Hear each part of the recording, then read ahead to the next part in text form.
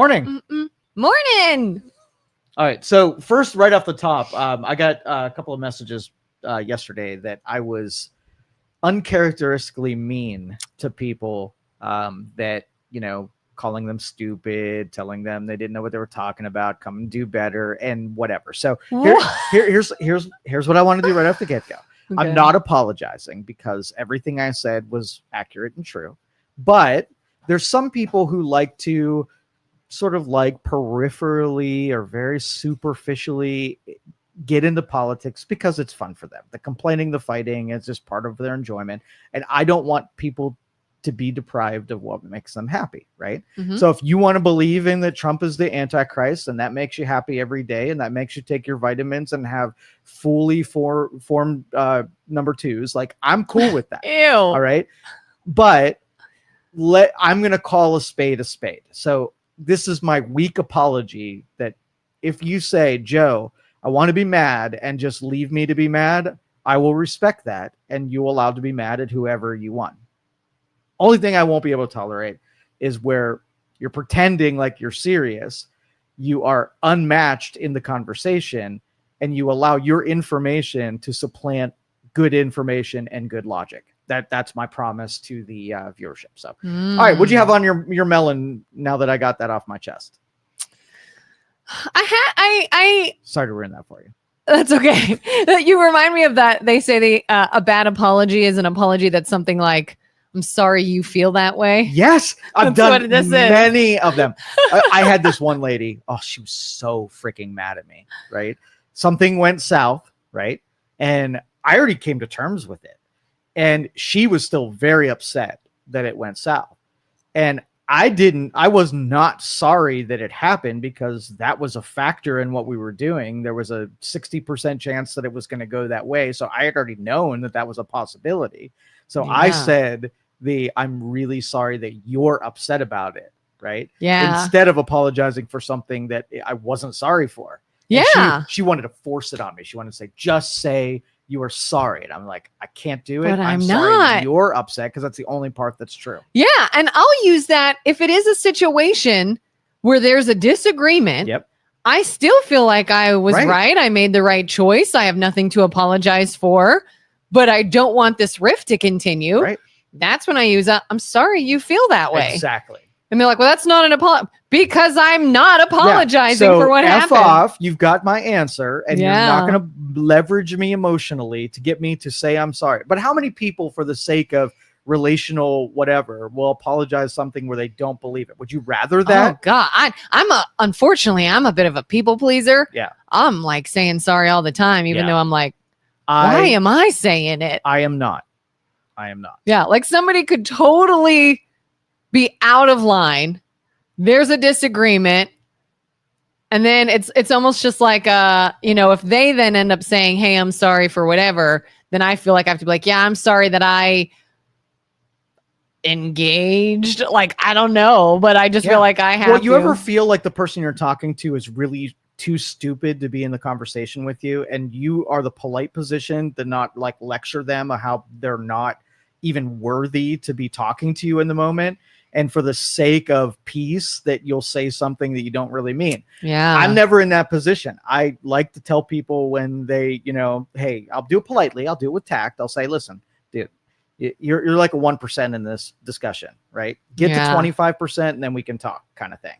And it's not ego. It's literally, I try harder than everybody else to have an understanding for things. And I like to be unbiased. So when you come at me with your talking points that you inherited from someone you heard on the radio, that's you being intellectually lazy. And I don't hear those words from you at all.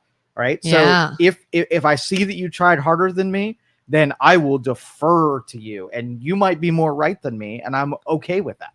I even see this a lot with the general public. Like anybody who works with the general public will understand when I say, my patience is wearing very thin.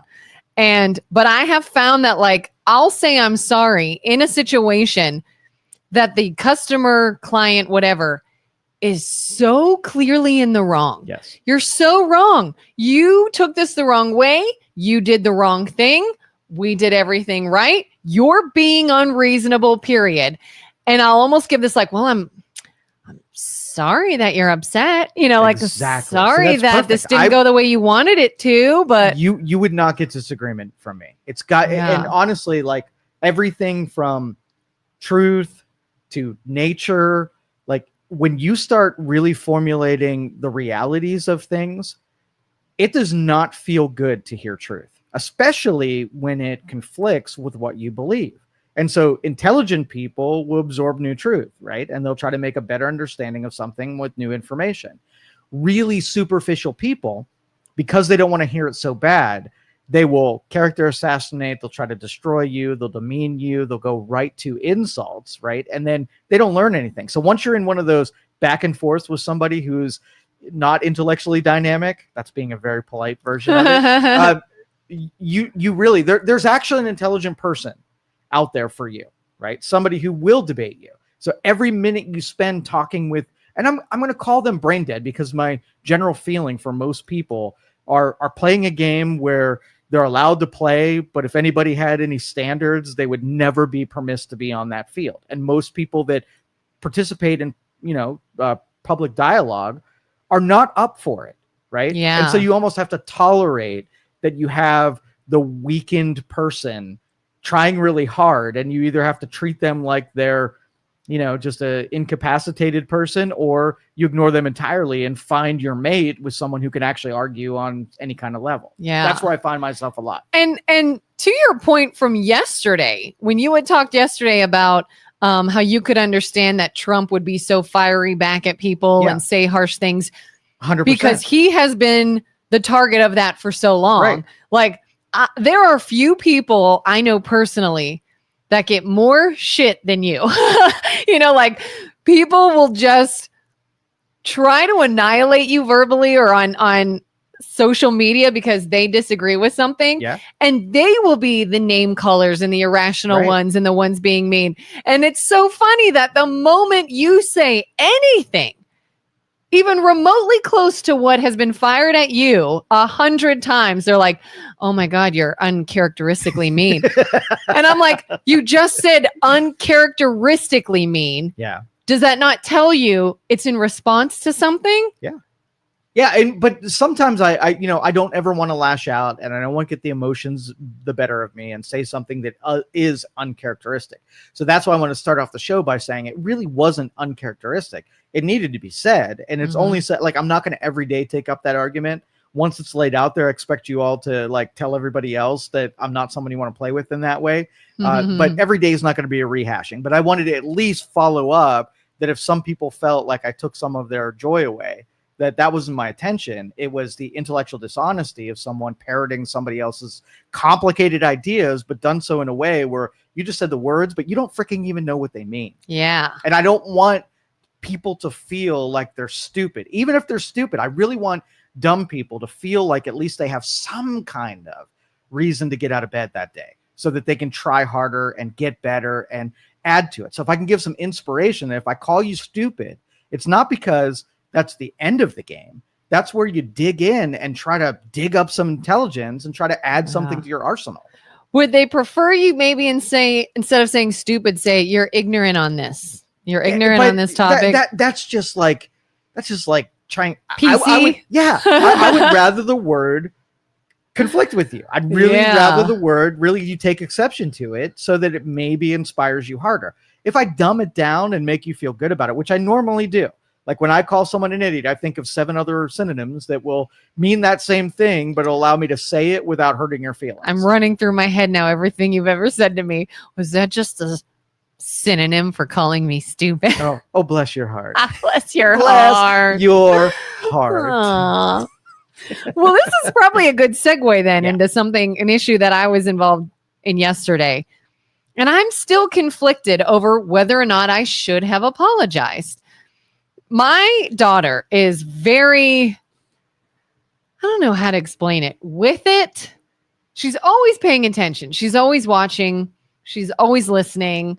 Like my son, my husband and I can have an adult conversation. And if my son's doing something, he doesn't even know we're there, let alone what we're talking about. But my daughter's always got an ear out and is always watching, which has been a good thing in some instances, very observative, learns a lot, takes a lot in, but also tends to then butt into our conversations. Okay. And Love we it. have, yes. I love her so much right now. And we've mentioned this before, that we are talking about something that does not involve you, and you've interrupted us. And now we have to pause and explain to you that you got it wrong. You don't know what we're talking about, and maybe you should butt out and we can get back to our conversation instead of this interruption. Well, again, last night, I'm talking to my husband about something, about some other trip at some other time and this potential for flights and things of that nature in the future, and saying a couple things like, yeah, maybe we shouldn't. I don't think it's going to work out, and blah, blah, blah. So here comes my daughter out of her bedroom and says, what, are you not going on your trip this weekend? And I'm like, no, I'm not even talking about that. And if you would mind your own business, you don't have to worry about it. That's not even what we're talking about. This doesn't involve you. And she's just like, all right, went back in her room. And I felt so bad about that. And I'm in my bedroom and I'm like, about to go in her room and say, I'm sorry I snapped at you to mind your own business. And I just couldn't bring myself to do it because you should mind your own business.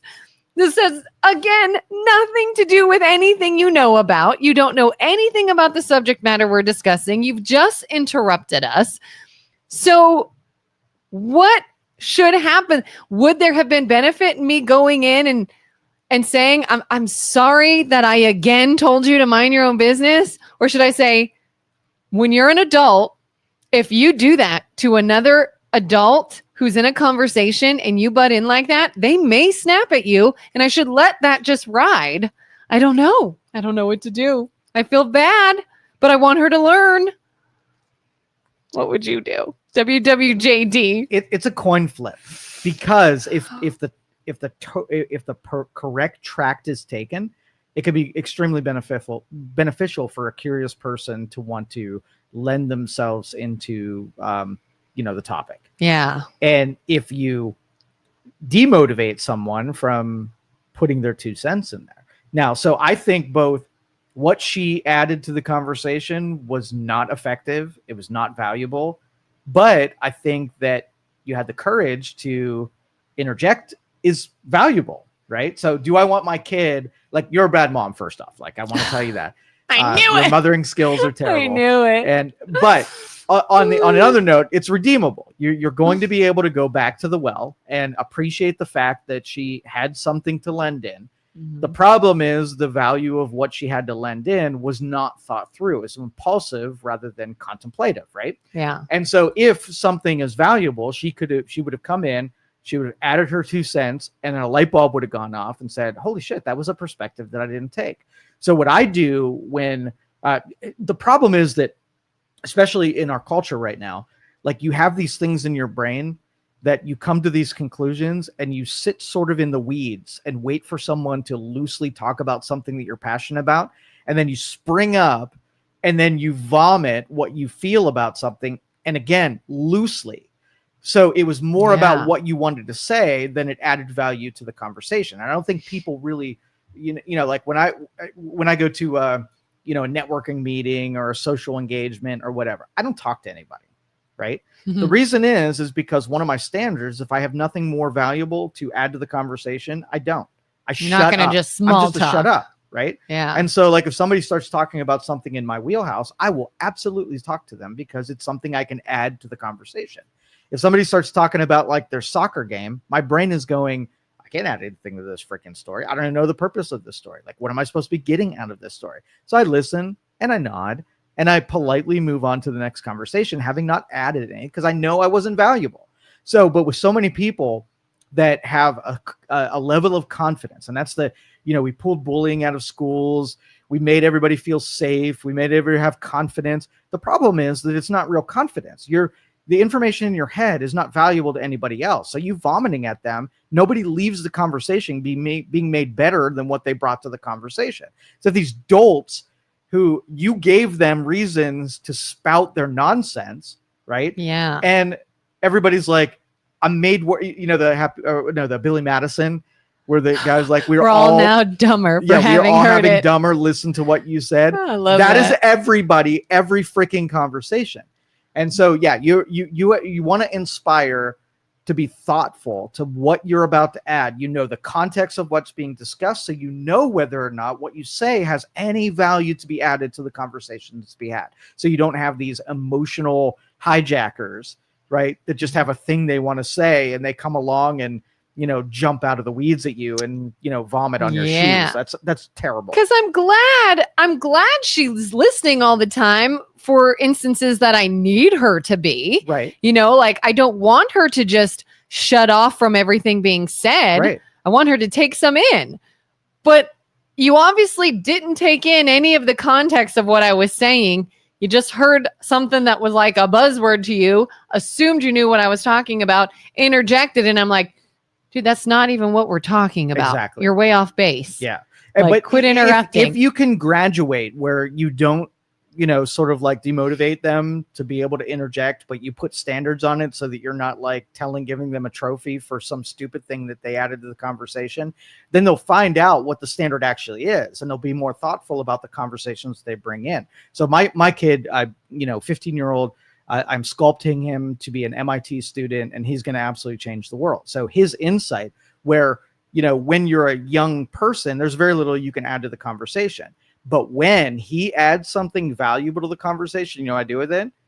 I enact it immediately. I bring it to the real world. I bring it to fruition. And even if there's no benefit in doing it, I show him that when he says smart things, right, it gets utilized. And when he says dumb things, he gets minimized. So he has this relationship between when, if I did something that's worthwhile, value gets added on top of it and everybody takes me serious. But if I'm dumb, right, there's not anybody that's going to patronize me and tell me I'm such a cute, smart kid when everything you just told me was really dumb, right? That relationship is freaking reality. It kind of makes me think of other instances. She'll say something and then I think she'll expect action on it like that. Yes. Like we were all on a bike ride one night and there's a coffee shop close to our house. We could easily ride bikes there. And she's like, hey, tomorrow morning, we should ride our bikes to this coffee shop. And we were like, oh, that would be fun. That would be a good idea. Execution. But then we couldn't. We didn't. We just said that would be a good idea. That would be fun. And because we didn't do it the next morning, she's mad. Yeah. Well, why can't we go? And it's like, we didn't say we would. We said that would be fun. That's a good idea. We can't ultimately... And something might come up, something might, whatever. That's why you're a bad mom, is because you didn't prioritize. That false hope. Right. You should have put major effort into making something that was unimportant to you, but everything to her. Or should I have been clear and said, I like that idea. I don't know if we can. There's a lot of variables. Oh, no, that's the parent spike the football. But what do you do if you're like, I like that idea, but it can't happen? Like, we're not going to, even though that would be fun. No, it would be that's a really good idea. Let's put it on the list of other good ideas. And when that one comes up on the priority list, let's do that one. Like, so if your kid's like, let's get in a rocket and go to Mars, Dad. Or, right, you'd be like, that'd be fun, but we're not. Okay. If it's impractical, like kids bullshit meters are finely tuned. So if you said we can't go to, in their mind, what are they saying? No, we really can. Right? Do we have bikes? But I want to. Is it open? Do we have enough money? Do we have the opportunity? Do we have the interest? There's 5 reasons why it totally is possible. Now, if we said the Mars thing, like I can add like, okay, well, we don't have a rocket. We don't have enough money to do it. It's a dangerous place to go. I can come to the conclusion that on the priority list of things we want, it's not a practical thing to do today. Like then I would say, hey, you know what? Let's put this on my calendar in 5 years and see if technologically we're any closer to making that a reality. And we'll revisit this in the future. Taking it serious means that they share more smart things, right? Yeah.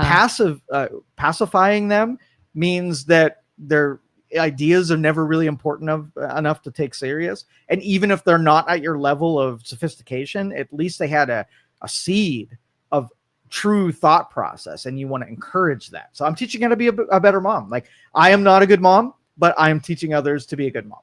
That's comforting. Don't do what Joe says.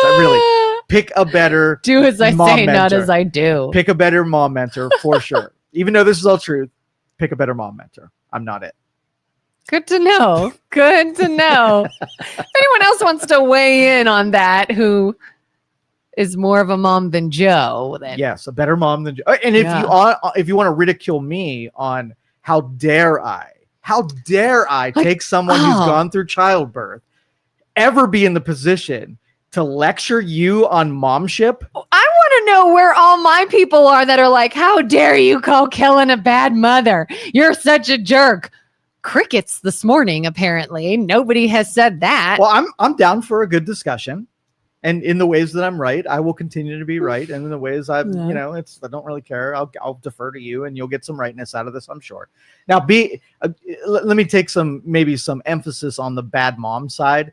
That was more of a colloquial. That is more of a, maybe a joke. Maybe a joke. Yeah. Because in momship and compare, like, if you were taking all moms and compare them to all other moms, you would be in the top 1%. I am certain of it.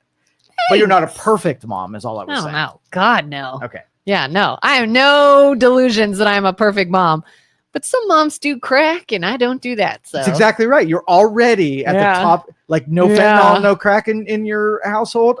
You're top 50%. Not like leaving my toddler home alone so I could go dance for dollar bills somewhere. Like, now it you're in the worse. top 25%. It could be like worse. You keep just shuttling yourself. And that's the best part of being alive in our culture right now, is that you don't have to be phenomenal. Right. You don't even have to be fast. You don't have to be smart. You don't have to be prosperous. Right. Mm-hmm. You just have to not be dumb. And you were in the top 10%. I saw there was some quote or some meme or something somewhere that said, like, if you're unsure whether or not you're a good mother, the fact that you're even worried about it shows that you are. Now you're top 10%. You keep just sliding upwards. We'll get you in the top 1% before all is said and done. Yep, and you will have a couple of MIT kids as well. MIT kids. So somebody there was a meme that was posted about when your kids wake up and they're ready to go to school, don't scream at them, don't lecture them, don't tell them they have to get ready. Make it peaceful so that they enter their day with lots of peace. And go ahead. And I said, no, kids are friction absorbing problem solvers. They need to have an ice bucket dumped on their head to get their ass out of their lazy bed, and a military drill instructor needs to be on them to teach them the disciplines of being a regimented, productive member of society. You are not raising Jell-O.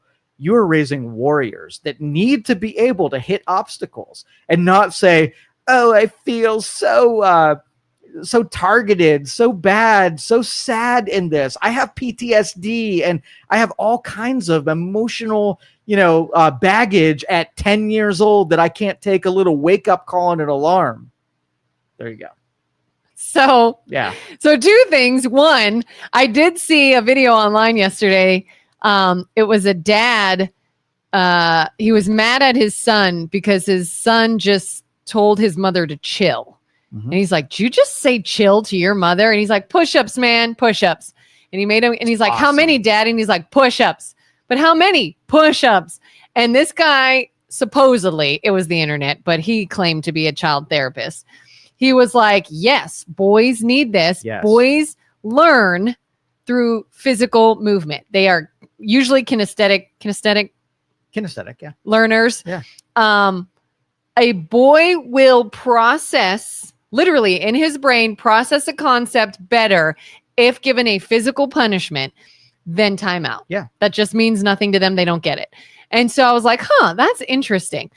But to your point about ice bucket to wake them up, what I do with my kids, and you're going to hate this, at night, and this could stem from when they were babies. When they're newborns, they have no sleep schedule and no circadian rhythm. And so they say low light, soft voices when it's bedtime to teach them that it's bedtime. Mm-hmm. And as soon as it's morning, get lots of open the window shades, bright lights, loud noises until it's bedtime and teach them the difference. So maybe I'm just still in that mode, but my kids are now 10 and 11. At night, I will go to their bedrooms, turn off the overhead lights and turn on a little lamp so that they go into their rooms that way in low lighting. And then in the morning, I will come in and I don't turn any lights on, quietly wake them, let them sit up and get their bearings. Then I'll say, cover your eyes, lights coming up. And I do that. I get a hug in the morning all the time. And I love that, where it's softly put you to sleep and softly wake you up. Now, having said that, if I have softly woken you up and you still are not getting up, now it's get your ass out of bed, get in there now. If you're not going to respond the right way the first time, all right, now we'll make it hard. I'm not giving you any shit about that. Okay. So I hate alarm clocks. I hate them. I think the worst thing in the world is to be jolted out of bed by a loud wake up to a heart clock. attack. So my alarm goes off at 5:30. And my objective, Me too. My objective is to be awake already so that I can turn it off before it goes on. So my goal is to sleep well, wake up before the alarm, and then have total peace earned by my ability to control my sleep. Yeah. So if you do a lot of things, like I go rehearsals going into bed that lower my heart rate, not looking at screens, no television, no anxiety right before bed, the calmness going into it so I sleep better. And then my body, when it wakes up, I give it enough time that, let's just say need 6 hours of sleep, and I wake up in 5 hours and 40 minutes and I set my alarm for 7. So the alarm is a freaking backstop, right? Mm-hmm. I'm trying to get up when I tell myself that I'm going to get up, and I take all kinds of preparations to get there, right? Yeah. And so that's earned when I don't have to hear an alarm. Thank you, sir. Yeah. Thanks. Yeah. Now, if you do a lot of things that cause disruptive sleep, and so your alarm clock is like your gun to the head, right? And I didn't do anything in preparation. Well, it's an unearned jolt out. So in your head, it's like, if I want peaceful, I've got to do things that buy me peace. If I want abrupt jolts, then I'm willing to pay the consequences for staying up late, playing video games, watching a horror movie right before I go to bed, looking at screens right before I fall asleep, and not getting enough sleep. So your jolting is earned. Now the connection is you get two choices. You do what I do, which causes a lot of investment into not having to have an alarm, or it's like, oh, in spite of you doing nothing to earn a peaceful wake up, mom's going to come in and make it free from the disaster that you created. Mine's authentic. And in your case, it sounds like yours is authentic too. But it's probably not everybody. Yeah. Like if you had you have to build into the equation though, that if you have a kid that's a bear when they wake up, right, then you can have the worst circumstances. And if you're a bear, then you know what it means to not let the bear come out, right? Yeah. And so if you don't wake up quickly, then you say something like, okay, well, you got to be at school at whatever o'clock. And so let's wake you up a half hour so you could put the bear away. Yeah. And then a half hour to actually get up. And when we're in our half hour bear put away stage, I'm not going to bother you. I'm not going to poke the bear. I'm not going to try to elicit the response I'm 100% going to get. We'll factor that in. Yeah. And that was an eye opener when we started having babies, is like, and I agree. If I can wake up, and it's not often, but there are occasional instances I will wake up before my alarm and I'll be like, oh yes, like this is good. I naturally woke up. I won't feel so bad. Exactly. If I wake up to the alarm, like out of a dream state, feel awful. Yeah. I hate that. And yeah, exactly. Yeah. And I have found that either way, whether I wake up right before it or I wake up to an alarm, if I'm waking up then, maybe I'm groggy, I'm sleepy, I don't feel great, but I'm okay. I found when we started having newborns, if I am woken up in the middle of the night out of a dead sleep, nowhere near the time that I should be getting up, bear. My husband and I both. Like, I tell people, we've never been more close to the divorce as we were with a newborn baby, because it is two people functioning in the middle of the night at their absolute worst. Absolutely. And I can't control it. Like, it's just a different person. I am beyond irritated, beyond annoyed. We're both angry. Like sometimes if I get woken up in the middle of the night, I get nauseated. Like I physically feel like I could throw up. It's awful. Yeah. I'm like, avoid that at all costs. All right. Did you see South Park, by the way? No. South Park season, 27 now? They're on fire. They are on fire. Oh, yeah. So episode 1 caused a lot of controversy because they took major shots at Donald Trump's small penis and being in bed with the devil. And because they used to do that with Saddam Hussein. Yes. Yeah. Yes. It's funny. Yeah. It's amazing. Like, I think the role of comedy in society is basically make fun of everyone and make them uncomfortable.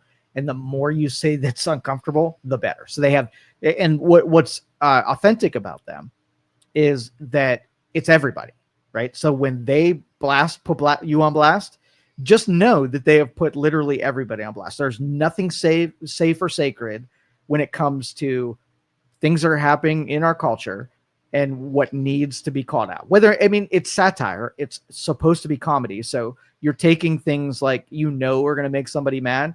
Like the woke people hated the fact when they went after transgender and they went after gay, lesbian, and the woke ideology and whatever. They hated it. And they were like, South Park is irrelevant. They're not even funny. But now when they're like, Trump's got a small penis, they're like, oh, comedy gold. It's so funny.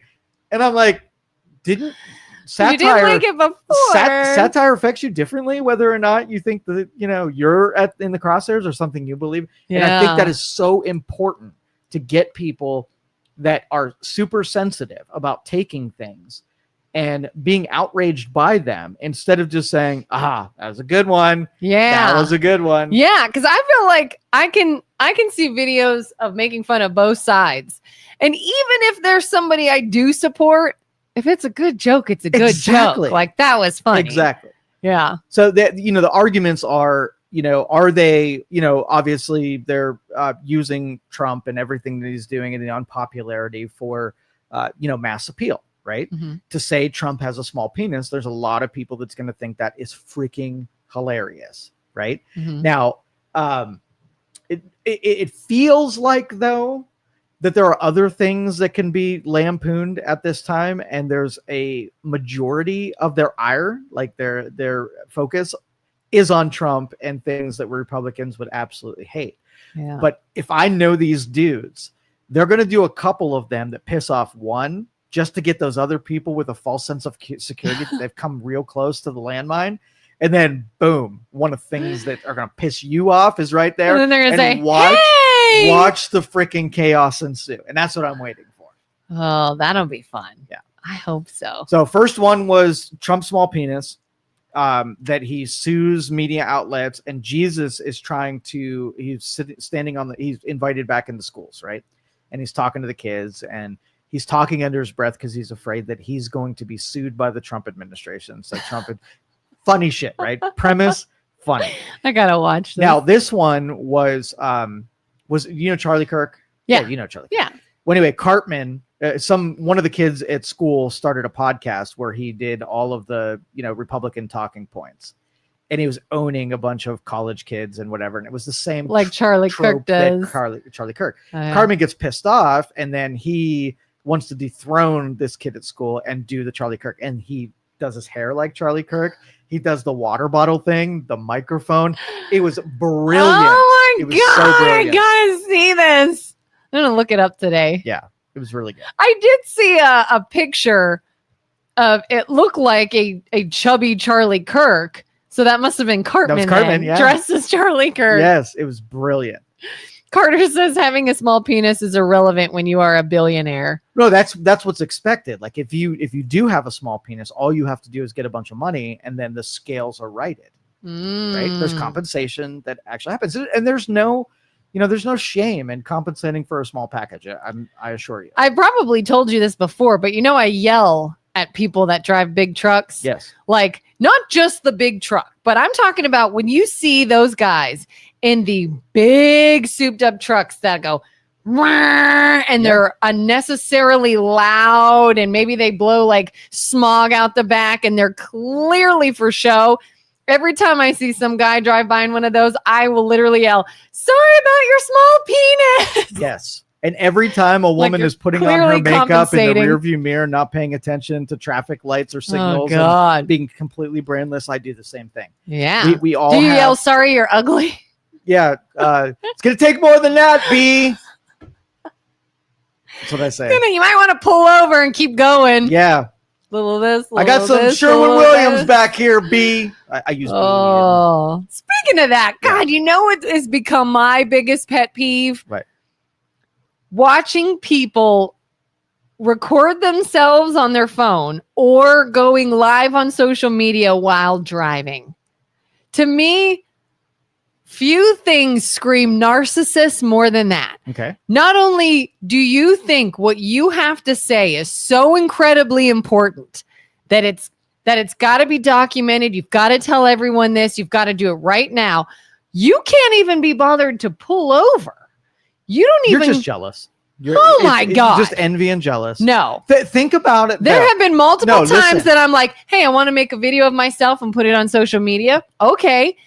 But pull over, do it before you leave, do it once you're done. The people that like hit play and start driving around and they're talking about something while they're driving. Sometimes their kids are in the backseat. I'm like, get off the freaking phone. You're driving. Now, if somebody can do it well, both drive and also interface their influenced audience, like, don't you think that that's an acceptable means of expression? No. I'm fascinated by it. Like I go, we do live streaming all the time, right? Mm-hmm. And I have this consideration in me that I don't want to be in any other's way. I don't want to ruin anybody's experience. And so if I go to a restaurant and I live stream at a restaurant, like I have a complete fear of doing that in front of other people. Even though we do this all the time, at least people can choose to be here. When you're at the gym, I don't want people to watch me do it for sure. But when I watch it, I'm like, look how courageous this person is, that they do not have any fear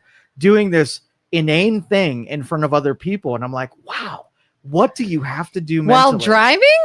Sure. No, because what they're doing Driving's is hard. they're holding it down here because they know it's illegal. Right. And But they what if don't do it want well? people seeing What if they them. do it well?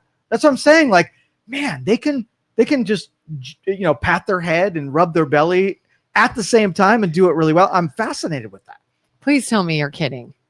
You're kidding, right? If you can't tell, I'm doing my job. Okay? So don't call me out. I even commented like, I don't want to watch you die in real time. Mm-hmm. Stop. If there's something you've got to share with the world, by all means, What if it's pull over. What if it's their cleavage? What if it's a cute outfit that they were wearing and the moment struck them? Pull right? over. Dude, that Pull over. You're gonna listen. Outfit of the day. Had to show y'all how cute I was. You pull over and you remove all Riz from the conversation. It's not going to be the same.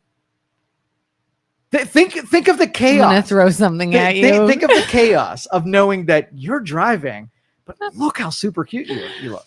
Look how cool I am that I'm driving. And then it's like, hey, y'all, I just needed to jump on here real quick and tell you this thought I had. And I just wanted to share it. And anywho, so the other day, and they're driving, and I'm just like, oh, my God. So if you saw one of those, let's just say you took somebody who gave you some physics. They just had to break from their day and tell you about some kind of new physics principle or idea that they had.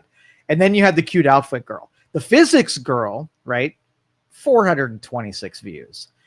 But the cute outfit cleavage girl in the car, 4.8 million views. And you're like, oh, well, obviously people want to see that. So she needs to cater to her audience. Physics, you got to pull over for that one. That one's not important enough. People don't care about it.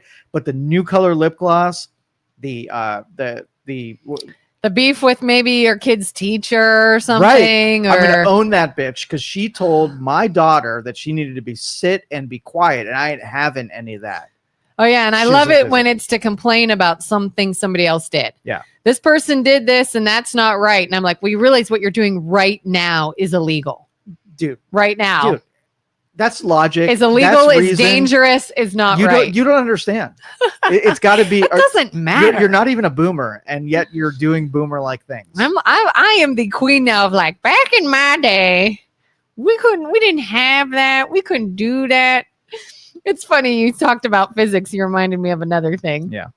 We've talked before how like, I don't get it, but the way my brain is built is like, I could recall the lyrics to almost any song I've ever heard, Right. but I can't tell you how to do a math problem. Like I Right. just can't. So it was so funny the other night. My husband said the word saffron, and another gift of mine is to almost any word and phrase I hear, I can turn it into song. I can tell you where I heard the song lyrics that said that same thing. Like we've tested this, my family and I. Any word, give me any word, I'll pull out a song where that's a lyric in it. Okay. And so my husband said saffron. And I started singing that, I'm just mad about saffron, whatever. Like, do you know what I'm talking about? Yeah. They call me mellow yellow. And my husband literally goes, what the fuck? Like, where do you even? And I said, don't you remember in the 90s, there was a Gap commercial and all the models were just laying around singing that song. He's like, no idea what you're talking about.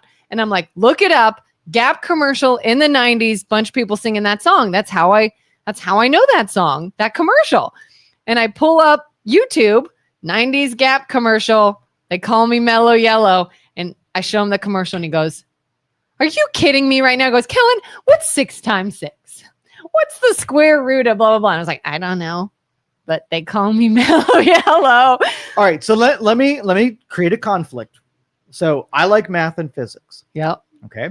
You like music and lyrics. Yeah. And that girl in the car likes lip gloss and cleavage. My lip gloss. All of us lip gloss is are popping. expressing our God-given talents, right? I'm not judging you. I'm actually giving you credit for having a skill set that I don't have. And I think that's amazing. Can't you just extend a little bit of appreciation for lip gloss girl in traffic? She's just doing what she was built to do. If someone's driving their car while drunk Okay. and they wreck into you, Right.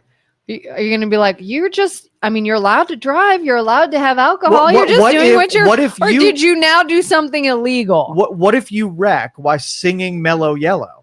Like, I'm going to judge that you should have never been using those lyrics in that song to distract you from driving. I have a concert in my car. There's a real danger but there's some people that can take their skill set and still drive anyway. So don't be so quick to condemn lip gloss girl. I love BJ's idea. Yeah. BJ says, Kelin, you and I need to do that challenge as a game show segment soon because that happens to me all day, every day. Yes. Okay. We should do that. The Do music challenge where we just speak in song lyrics and come up with random lyric songs and things. Who would you go up against? Would it be you versus BJ, or would you pull somebody? I wouldn't want to verse BJ. I wish we could just be on the same team and help each other because I don't know if I could take him on. Okay. But we could maybe like. Okay. I'd like to see it go down. See who's better at it. Yeah. Yeah. He Somebody's might getting be. a crown for sure. He would probably be better at some genres and I would be better at others. Maybe I could see that. Have you ever heard the word incel? Incel. Yeah. I don't think so. On Twitter X, like I get called an incel on a regular basis, and I never knew really what incel. And never knew what it freaking meant. And I found out yesterday what it actually meant. And I'm like, man, like, yeah, it's an insult. Involuntarily celibate. People who want to have sex, but they are involuntarily deprived of sex. So an incel is somebody who's You're somebody who can't get not laid. very attractive. Somebody who can't get laid. All right. So it's an insult. It's somebody like, who said this? You tell them. You give me their full name. I want to know who it was. So Logical Joe says, wait a minute, hold on. Like, you can levy insults at me if they actually make sense, but incel isn't one that applies. Like, I knew you said it because it was thought it was the biggest, thing that you could have said, the meanest thing that you could have said, but make it apply. You're like, I literally have a child. Yeah. How did that happen if I'm such an incel? Right. It doesn't even make sense. Right. And I could produce records of spreadsheets of how often I have sex and show you that there is no involuntarily celibacy that's going on. That's weird. Let's make fun of that. It doesn't matter.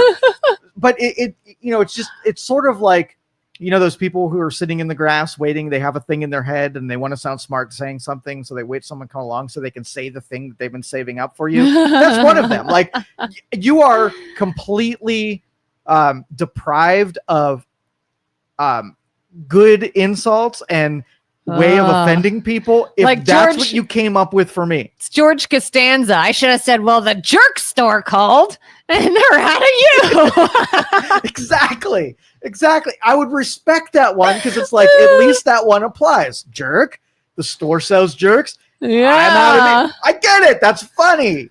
But yeah. an incel? That's what I always say. Like, if someone doesn't like me, you are free to not like me, but make it for something that's actually true. Like, don't make it for something that's not even true. Yeah. So, but is it not an insult if then you help the person out, add to their arsenal of things to be mean to other people that actually apply and are funny? So if I'm like, no, scratch that one, it doesn't hold any weight. What you But should have said was, this is the one you should have if come you after wanted with. to zing me good, you should have said That would have been this. the one to use. Absolutely. Yeah. Because I think that's a better, checkmate. And I've even, there's somebody I know on a daily basis I just have like zingers for. And then every so often he'll get me back and I'll just go, well Got done. me. Exactly. Yeah, like, that's what I'm talking about. That was a good one. That it should go down. Yeah. So every time you throw like the Trump is a Nazi, I look at my what Trump is and I'm like, there are much better things on my list than Nazi. Nazi wasn't even there. That's when you should have said, do better. Yes. Come on, do better. Yes. Like literally do better than that. Right. Yeah. They're not even any good at it. That's why it's so uninspiring to even debate people because they not even good at it. Incel. It I'm almost incel. sounds like infidel. Yeah. You're like, now that, What's infidel mean? I don't even know. Really? It's infidels are I don't know. Americans are infidels because we have different religious beliefs. I don't. You're real close on that. Yeah, it's something like So that. someone who wasn't subscribed to the Islamic faith is Yeah. an infidel, someone who's not a believer in. So Yeah. infidels should be Oh, I did know. stricken down. So I absolutely did. Don't tell Yeah. yourself. You got this. Yeah. And I'm smart sometimes. are you an infidel? I guess so. You're an infidel. Yeah. I'm an infidel. What else am I? What are fun things that people can call you and it's like, you're not wrong? Yeah. I don't know. I get blonde jokes. I don't I do am blonde. Jokes blonde. with you. Nah, but I put it in there, but- in spirit, you're blonde. Like in no other way, except when you do Valley Girl. That's when, if Valley Girl was real, then I would have blonde jokes apply. Like if I had like a verbal fry. Yeah. You know what a like yeah. people, I think not everybody knows what a verbal fry is or that there's a term for it, but yes, like are the people that talk like that all the time. Totally. This is why I can't stand reality shows because every girl on a reality show Mhm. talks like this. And they could be talking about like physics and the square root of pi and like the lithium that it takes to run a rocket to Mars. And they could use total actual information, but I've already stopped listening because I can't stand this. It's every show. Find a reality show where the female that doesn't do that. Why are you so good at that? I don't know. Maybe she's born with that. Maybe it's Maybelline. You have screeching halted all of my brain activity. In that I moment. win. Yeah. Yeah. I stumped you. It's because I put your brain to sleep. That's my verbal fry. There's a clip from a show. What movie is that? It's a movie, I think, with Paul Rudd. Is it Paul Rudd? No, he's in the one where it says it's a tall or it's a large, not a venti. Yes. Venti doesn't even mean that. Like venti's 20. And there's another clip with someone going into a coffee shop and the girl's doing that. And he's like, don't do that. That's not how you really talk. She's like, I don't know what you're talking about. And he's like, the verbal fry, that's not natural. You're doing that on purpose. Stop doing that. And she's like, what's your problem? It's just how I talk. And then he finally goes off on her and just loses his shit. And he's like, for by all means, she's like, all right, is there anything else? That's good. Yeah, That's good. it is. Do you know anyone who actually talks like that? No, I have insulated myself from all stupid people. Like I really do have a bubble of stupidity. Like I know outside, someone. We not do. invited. Oh, we tease all the time, and it's terrible because it's a little kid we know that does that, and it's not on purpose, really. That's just how they talk. And so we always do that when they talk. And I feel bad because it's like, it's not a kid trying to be a Valley girl or anything. It's just how they talk. And I mean, what are you going to do? Not poke fun at it? No. Not related to this. I always have the bad segue, bad transitions. You always have the really meaningful ones. But I was listening to this the other day. The Parkland shooter, you remember that? Kids got gunned down. Somebody brought an automatic weapon, a semi-automatic weapon, and killed some people. So one of the parents actually had an AI developer create an image of her son that she lost in that shooting, and she has daily conversations with this AI. And publicly, I want to say it was Jim Acosta interviewed the AI, right, on his show, on his new podcast. Jim Acosta is not doing anything these days, but he's interviewing AI Parkland shooter victims, right? And it was the worst. It was the worst example of what human beings are going to do with AI that I have ever seen at this point. That is gut wrenching. Yeah. So of course the AI came out and really talked about gun control and mental health and all the political bullet points that Acosta was absolutely looking for.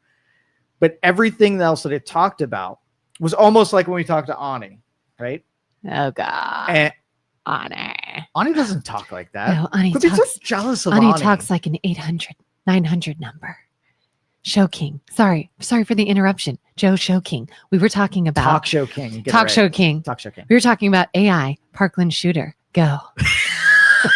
But that's what it was like. It was this back and forth of it was not real conversations. It was if you ask me a question, then the interviewer, or in this case, would ask a question back at you, but it was just so clunky.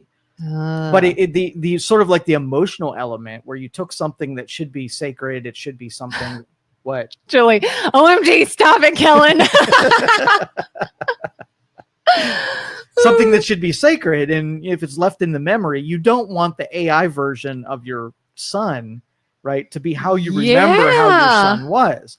And I think just because there was so much trauma in it for the parents, would you rather have never talked to your son again or talk to the AI robotic version of your son? And I think some parents would. And it's in his voice. It's in his voice. It has a video of him talking. Oh, it's kind of depraved. God.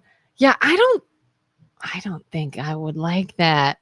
Like you said, it's not really him. It's not even his personality. It's totally made up and inaccurate. And but there's a part of you that if you like, I was after I read this, we all think about our mortality, and we think about the mortality of people that we care about. When that person dies, you can't even paint the picture of them not there. But if you could take, like, let's just, I'll use your kids because this is the darkest thing that we're going to talk about today. You didn't have one of them right now, right? The things they did, their little habits, the things that they would say. If I said that I could program an AI to do some of those things, to give you those little reminder moments, right? Would you do it? Well, I mean, my first instinct is we have things like cell phones now. I have like video of them in my phone. I have like my Snapchat memories bring back old videos of them when they were little all the time. Like your phone pops up videos all the time.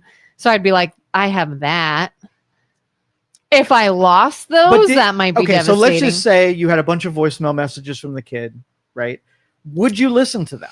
You know what I do in real life, honest to God? I have a couple of old phone voicemail messages from some family members, like my mom or even my husband, that I just haven't deleted because I said one day I'm going to want that when I want to hear their voice again.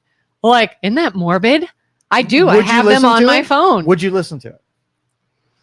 Probably. How often? Like, what's the purpose of them? I don't know. Probably not real often. I don't know. It depends. I don't know. Like, what? Give me the utility in that. Do you want to like go back to a sad time and miss someone without being able to do anything about it?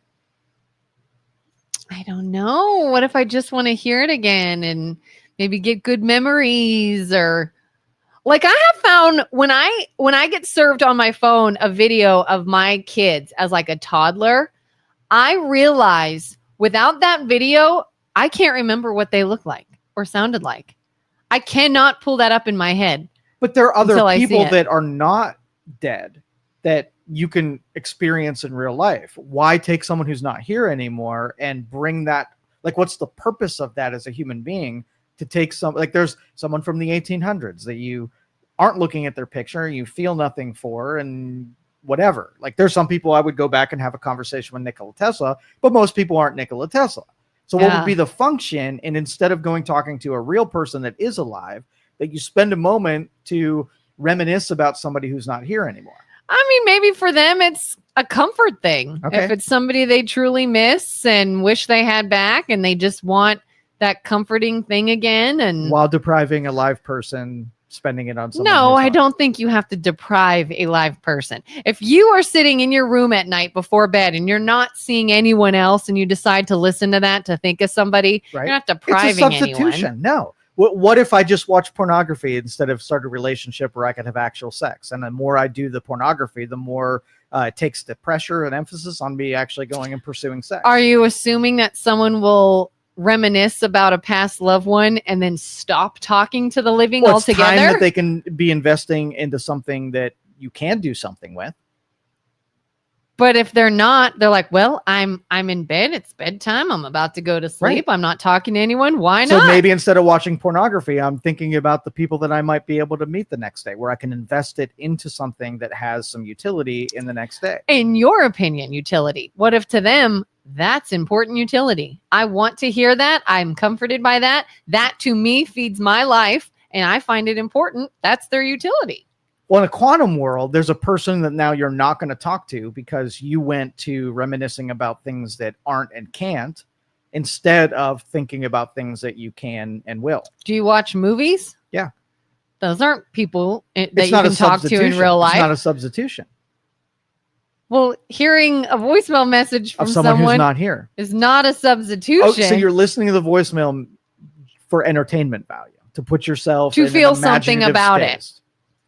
Okay. You feel something about it. You're reminiscing about it. I'm just saying that you can get those things in the real world, not in through a Do you voicemail. ever look at pictures of video of your son from when he was younger? Not on purpose. Not on purpose. Not on purpose. You ever look at old wedding photos, parties? Why do you take pictures then? Why do you even take them? I don't. Why do you look at him? He's not here. Albert Einstein's not here. See his message? Why do you even think about him? He's not around. If I could find a real Einstein here and talk to him the way that I talk to the picture on the wall, I would totally do it. So if someone's like, if I could really have my loved one here and talk to them in real life, I'd do it. But I can't, so I'm talking to a picture. You talk to that picture. In fact, yes, you have said, Joe Danyi, that you look at pictures of your heroes like Elon Musk, who is still alive, and all these other people, and you're like, I spend time with them in the morning to inspire me. Why don't you just go call up Elon Musk? He won't take my calls. I've tried several times. Well, someone can't call up a dead person, so they're going to talk to them in another halfway capacity. Bought into it. Right. I personally think I win this one. I'm thinking that you have the advantage, but I'm still going to say that if I had something, it's not something that I would even want to listen to at all. Because we all know you're emotionally dead inside. That's true. You don't understand the emotional appeal because you don't have the capacity for emotion. But just like you can critique the influencer putting lip gloss on, right? Mm-hmm. Different skill set, not in your sphere of understanding. You still critique it. Oh, I understand it. You critique it. And you don't have a good grasp on it. So if a judge is hearing a case about a drunk driver, should they at least understand Did she kill them? Someone? Did she kill someone? Maybe they caused an accident. It's not a maybe. I mean, you were talking about a real life person that are not causing accidents. Okay, they didn't cause an accident. Right. But you drove drunk. right? But you didn't cause an accident. Right. So no punishment? They're managing it. No punishment. They're managing. Oh, Well, God. is it illegal to put on lip gloss and do a live stream from a car? Yes, it is. I It don't is think so. illegal to be on your phone in a car in the state of Ohio. Yes. The method, though, And I think is in if I Georgia. look in your window and you're on your phone, then I can pull you over, or I can pull you over because you didn't have a seatbelt on or you broke some kind of traffic. As long as they don't do those things, they can clearly get away with it.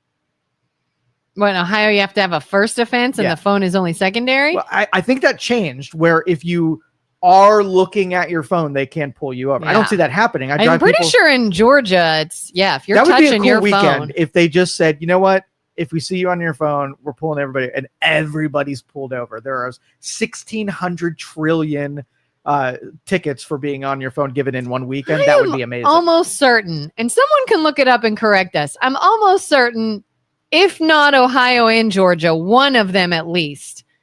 But they don't do it. It is an because offense to be seen on because your phone. Honestly, there are offenders that are ahead on the priority list of people who are doing dangerous things. And if Lip Gloss Girl wants to stream while she's driving and she can do it safely, then more power to her. She's not going What if to, it's not safe? well, then they'll crash a bunch and then new legislation will happen and Lip Gloss Girl will be at a disadvantage. She'll have to go to the gym and do her filmings rather than drive. They're probably not going to the gym. They make bad decisions about one thing. They're probably making bad decisions about another. I bet you they go to the gym because that is their stage. They don't even really care about working out. But if they can get in tight clothes They're just like, and get in front of a mirror take and get a video of oogled by myself. get oogled by some muscle bound people and do a stream, like that is all of the You're like, no, ingredients. I gotta drive home and talk about my workout and my protein and Yeah, why do you twerk when you work out? I didn't know that was part of anybody's exercise routine. Is that part of your exercise routine? No, twerking. Well, I did twerk the other day. You did? I did twerk. Yes. Why? Yeah, just to be funny. I like to make my wife laugh, and so I'll do crazy things just to I do that for my kids. They hate it. I'll be like, I'll put on like booty work and dance for around. sure. That's our job as parents is to Yes, be cringe make your and kids uncomfortable. 100%. I love it. Julie says, you win, Kelin. I listen to voicemails from my mom to remember her voice and recall times she was alive. It's a comfort. Yeah. See? For you, like And Julie and Kelin like it, Yes. right? And I don't have a need for it, and it's cool. We're okay not to have value in it. I don't, I'm not going to say you should be disallowed from. But taking you pictures. did directly say there is no point. You could be doing To something me, better. that was my opinion. No, you didn't say to Okay. me. I'm going to update and add an asterisk. Yeah, and say, do better. To me, there's no utility in it, and so I'm not going to do it very often. If I find a utility in it, like my Einstein poster, then I'll do it because it's just me. It doesn't affect you at all. Two songs went through my head where they say to me. By the way, it did. Of course it did. Two different songs. All right, what else do you want to talk about? Let's see. What have we covered? Trump's small penis, twerking, dead people. We're terrible people. So there's a Warren court. I was reading about this morning. A Warren what? A Warren court. Oh, a Warren judge. court. Yes. Okay. A court in Warren, a judge who is running an amnesty program for people with warrants. It's called like the Safe Warrant Project or something like that. So you have a bunch of people that are out in society. They have warrants. They'll only be put in jail or brought in if they break some other rule. So there's a lot of people that are not paying their justice. So a judge says, you know what, let's give these people a chance to correct whatever problems that they're dealing with. So is this like the equivalent of library's free return day? Exactly. Amnesty Day. That's exactly what it is. So there's people out there. It's self-deporting, right? Yeah. You know you broke the law. Let's give you a nice slippery slide to do this the right way and Turn give you a yourself chance in. to do the right thing. We'll So show mercy. This court. Now, I want to know, like on a principle basis, you have three stratas, right? You have the people who are rule followers like me. You have the neutral people who sometimes follow the law and don't. They don't really have a principle that governs. And you have lawbreakers and rule breakers. Now, the people who follow the rule hate that so many people who don't follow the law, like when you do the speed limit and the guy passes you doing 80, you're like, I hope you get freaking caught, right? Yes, Hate that's them. me. Yes. Yes. And so, like, for a court to be soft on rule breakers, see, me, I want Tom Homan with a AK-47 and 3 grenades to go to every one of these warranted houses, because obviously you know who they are, you know where they are, put the effort in, go get these people so they can whatever. But if you need to softly invite these people in, now what do you think? The story did not say, like, what is soft about it. Like, once they're there, do they just like, haha, I got you, and then prosecute you and take you through court and put you in jail? Or is it like there's a little forgiveness in, like, we know you broke the law, and we really appreciate you coming to us and save our deputies from coming out and getting you. So here's what we're going to do for you. We're going to give you a path to re-merge with the rest of the people that are following the rules. What do you think is a good policy? What would you do? Kelin, you got the scepter. I mean, first of all, I would probably do the first thing you said, which is Tom Homan. Yeah. Why are we just not getting them? We have these warrants for no reason. What's the point of a warrant then? Exactly. Go use it. Yeah. If we bypassed all reason and didn't do that, now we're on this amnesty day, then I would probably say amnesty day, turn yourself in. We'll take it easy on it. This will be a consideration. They even have defense attorneys that are in the courtroom. So if anybody turns themselves in, the defense attorney will make arguments on their behalf in front of the judge. So nobody shows up and gets blindsided by the law. There you go. Do that. Okay. Why? What would you do? No, I just felt like, okay, well, on a strategy standpoint, if these people are elusive, and you figure out a way, like they in some of the ICE detentions, they're getting these box trucks and they're rolling the box trucks like a Penske truck or a U-Haul truck or whatever, and they're rolling them into a place where there's a lot of illegals congregate. And then they're opening up the back and they're running out and capturing all of these people that run away whenever, that it's time to get caught. And I'm thinking that's very creative. Or people are skipping out on things. They run a newspaper ad that says, like, you won $1 million. You just come down to the courthouse and claim your $1 million. And then when people show up, they're like, haha, you didn't win $1 million, but you have a warrant. Now you're going to jail. Those are clever because they're tricking people into doing it. This is sort of like on the other side of it, where we're not being, we're not being shady. We're not doing any kind of trickery. We're like, we know you break the rule. We're trying to show you some grace. Yeah, here's your grace time. It gets bad after this. So either you show up on Saturday and at least get this chunked out, or we're going to send SWAT team to your house on the next day and take you. Because I would say, if we're giving you a lighter sentence because you came in, you showed up, and you don't carry out that sentence, amnesty goes out the window. Okay. Give you one chance. You get one chance. We're going to lessen this, do all the right things, come back when we tell you to, report, show me you served your time, and that will be it. You got off easy. But if you come in and then again make our job harder, then it's done. Then it's, guess what? Now you're back to what you would have gotten. Because what's the point if you're still not getting any justice served and you're still having to chase them down? And that's just a waste of time, I feel like.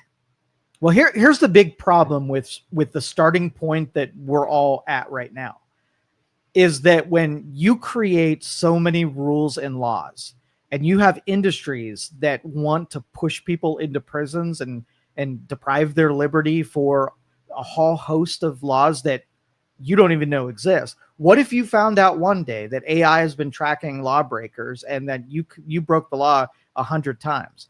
And you're on this amnesty list and you're like, I don't feel like I did anything wrong, but technically I broke some kind of laws. How many people that were super quick to put into the paddy wagon category are only loosely, deserve it of that kind of justice? Yeah.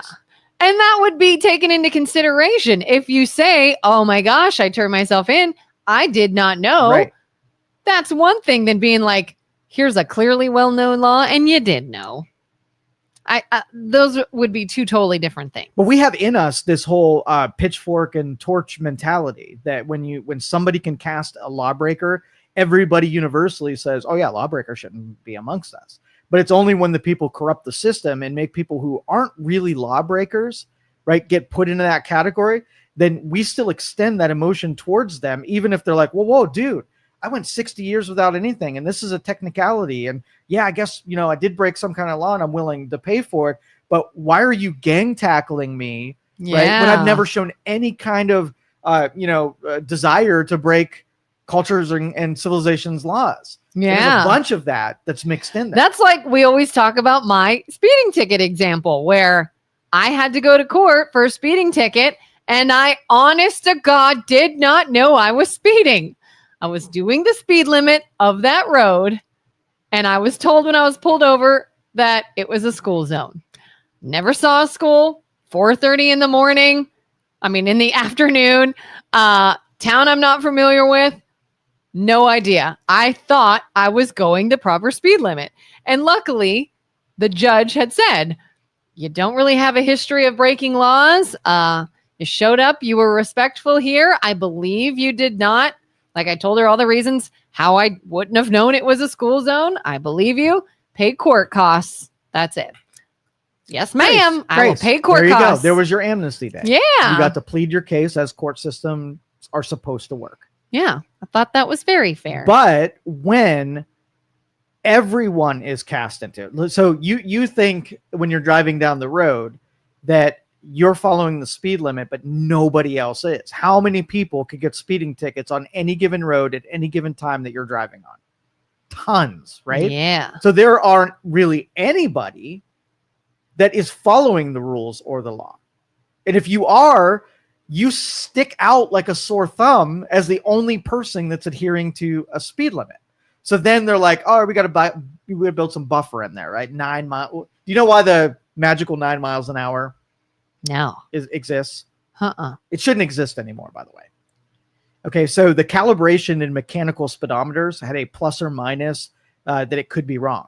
And so they determined that if you were looking at your speedometer and it said 60, you could have a plus or minus 5 mile per hour disagreement with what their radar or laser gun is going to show you are traveling in the real world. Like I'll read one and they'll read another. So that's number one. Okay. And then their laser and radar guns also have a margin of error. So if you happen to have a speedometer that says you're going 5 miles an hour less than you're actually going, coupled with somebody's radar gun that's calibrated that said you were going 5 miles an hour or 4 miles an hour faster than you were actually going, the worst case scenario is that you were going the speed limit and their gun was off and it said you were going 69 when really you were going 60. So it's built in that there's no excuse because calibrated the way that they do has a plus or minus of 4 miles per hour. And speedometers, mechanical ones, were off by a lot because it was just a bunch of gears that were making that thing spin. In today's deal, today's speedometers are much more accurate than a plus or minus 5. So if they wound that back to maybe 5 miles an hour to compensate for the laser or radar guns being a little less accurate, then we would know for sure. So there you go. I did not know that. I thought it was just sort of grace because of the way things speed up, slow down, whatever. Interesting. There you go. They're building in the margin of error into the formulation. I knew a cop one time that told me he'll never arrest someone for doing something he would also do. And at the time, this was like an example he gave was like with marijuana. And this was years ago. Marijuana wasn't even almost legal. He's like, if I bust someone and they have a little weed on them, have a nice day. Don't let me see that again. He's like, everybody does it. I'm not going to say I don't do it. This was the cop. And so you better get that out of here. Don't make me see that again kind of thing. He's like, if somebody is doing something a little against the law, I guess. And he's like, and I am not really like, who am I to say I wouldn't do that too? He's like, I'll let him go. How do you feel about that? No, I mean, that's reasonable. You know, I was on 680 the other day and it's in a 50 mile an hour zone. And I was not even looking at the speed limit. If I put on autopilot, you know what autopilot does? It just follows the speed of traffic. So it just safely puts you in line with everybody who's around you, right? So when I looked down, I was going 63 miles an hour in a 50 mile an hour zone, which I was 13 miles over the speed limit. But safety wise, all of the traffic was going at the exact same speed, which is the safest arrangement for speed. It wasn't curves. It wasn't dangerous. And so I look behind me and there's a cop in line with all of the traffic going exactly the same speed. So if he felt like there was a safety issue, then the cop would have flicked on his lights and slowed traffic down and whatever. But he didn't do it because everybody had the safe expression of the speed that you should do. Now, he would have, if asked, he probably would have said, I wish the whole group was going slower. But you can't disagree with him. I started going slower in the midst of that traffic. I would have been an unsafe sitting freaking duck.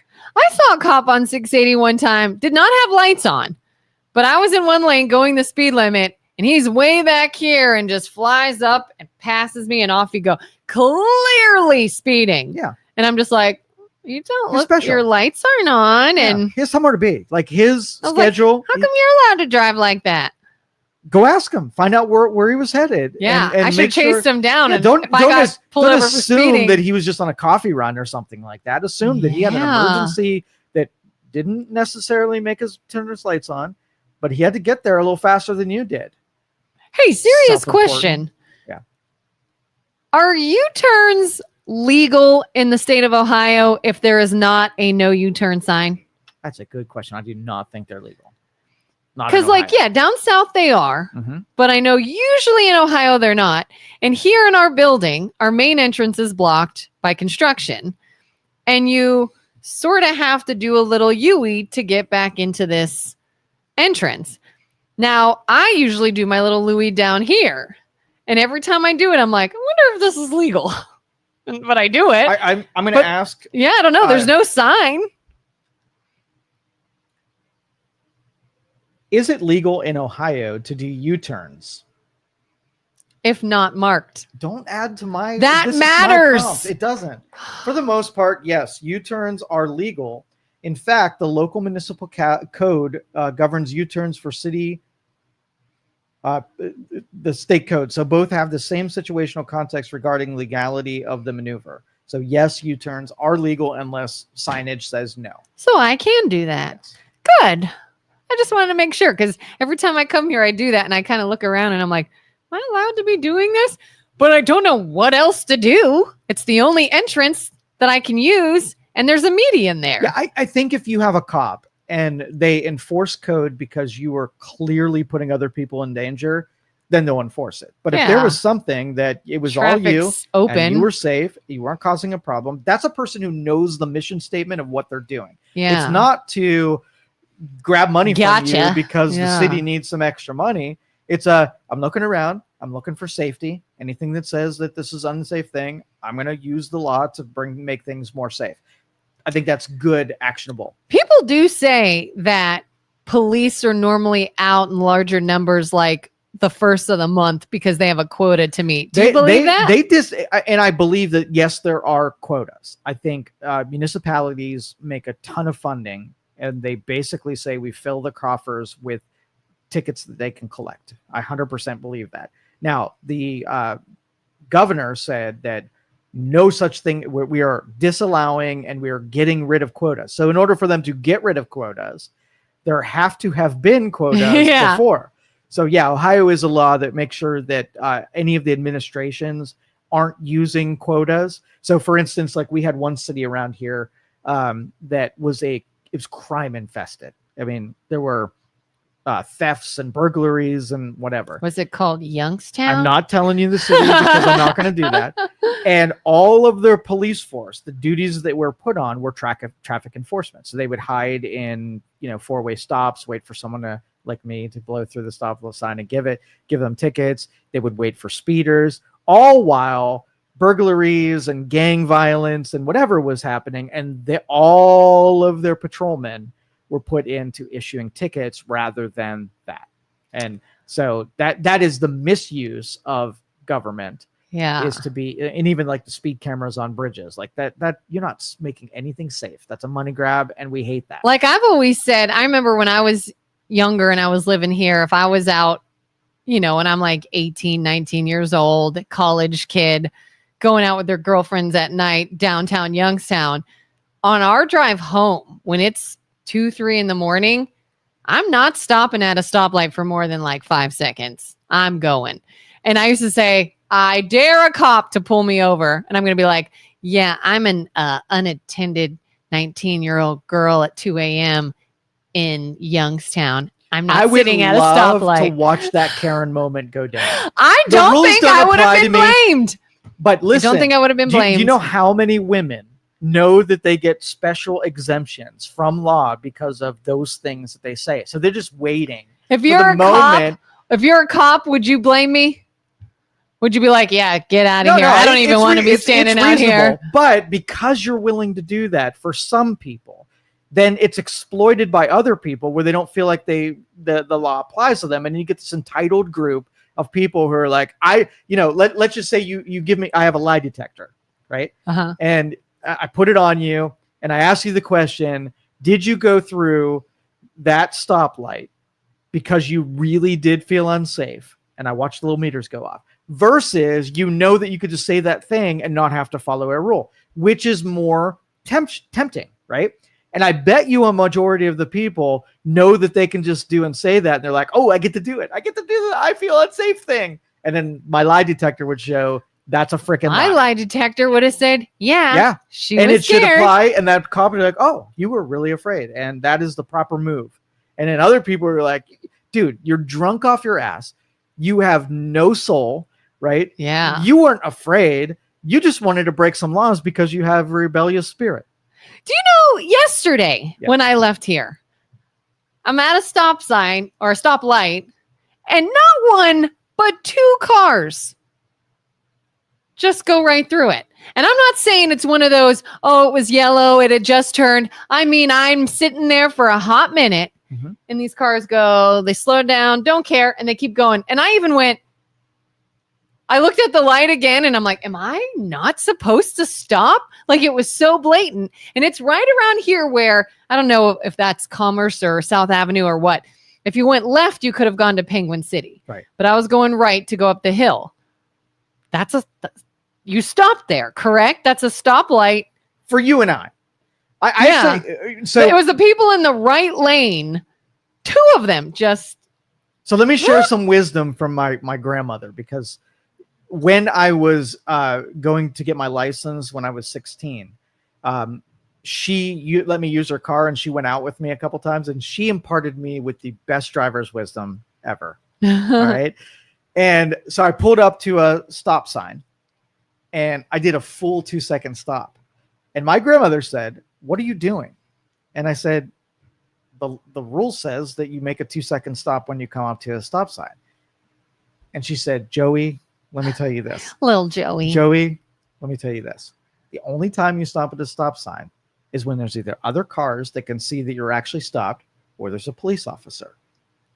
And so my grandmother gave me the wisdom that advice. No, that was good advice. Okay. So I used to work at 4:00 in the morning, right? And my drive dumped me out on a busy intersection in Warren. And every time at 4:00 in the morning, there was this light. It was a 60-second light. And every morning I'm sitting at a light where there isn't a single car going in another direction for the entire, it's desolate. There's nobody anywhere. Do you know how many times I sat there and said, I should just go through this thing? There's not a single car. Like the stoplight's purpose is to make sure traffic takes turns getting into an intersection. There are no other people. And my grandmother's wisdom was popping in my head and she said, are there other cars? Nope. Are there any police cars? Nope. Go, Joey, go. Go, Joey, go. Go, Joey, go. And that's what I heard. And I was like, okay, well, that sounds like very sound wisdom.